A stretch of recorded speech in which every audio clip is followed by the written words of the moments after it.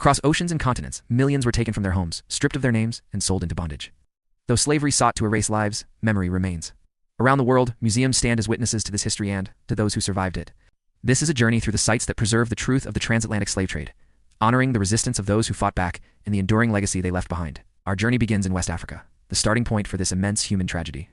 In Senegal, Gorée Island stands as a stark memorial. The House of Slaves, with its infamous door of no return, marks the final, horrifying step from home into exile. Through this door, countless Africans were forced onto ships, their lives forever altered. Just down the coast in Ghana, Cape Coast and Elmina castles tell a similar story.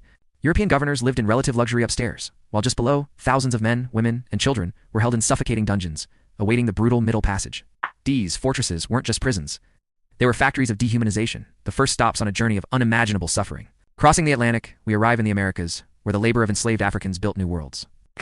In the United States, the National Museum of African American History and Culture in Washington, D.C., provides a comprehensive look at the American story through the lens of the Black experience from slavery to the present day. Further south, in Louisiana, the Whitney Plantation is the first museum in the country dedicated entirely to the perspectives of the enslaved. Instead of focusing on the grandeur of the main house, it centers on the lives and stories of the people who were forced to labor there, bringing their humanity to the forefront. In Brazil, the destination for more enslaved Africans than any other country, the history is deeply embedded in the landscape. Rio de Janeiro's Valongo Wharf is a UNESCO World Heritage Site. It was the largest slave port in the Americas, where an estimated 1 million Africans first set foot in the New World. Today, archaeological remains and nearby memorials, like the Institute of New Blacks, serve as a powerful reminder of this history and its profound impact on Brazilian culture and society. The journey of memory extends to the Caribbean as well. In Martinique, the Cap 110 Memorial features 15 haunting statues facing the sea, honoring the victims of an 1830 shipwreck that killed enslaved people who were being illegally trafficked. In Curacao, the Cura Holanda Museum, built on the site of a former slave yard, details the entire system of the transatlantic trade, connecting the histories of Africa, the Caribbean, and Europe. Back in Europe, the cities that grew wealthy from the slave trade are also beginning to confront their past. Liverpool's International Slavery Museum, located on the very docks where slave ships were once built and repaired, explores the city's role as a major hub in the trade. In Nantes, France, the Memorial to the Abolition of Slavery is a striking underground passage along the Loire River, graved with declarations of human rights and the names of slave ships that departed from its port.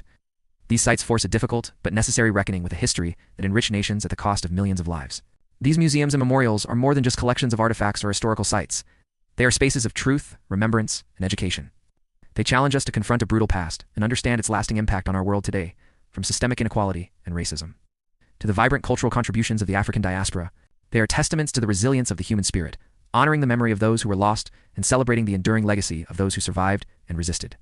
By visiting these places, whether in person or through stories like this one, we participate in an essential act of remembrance.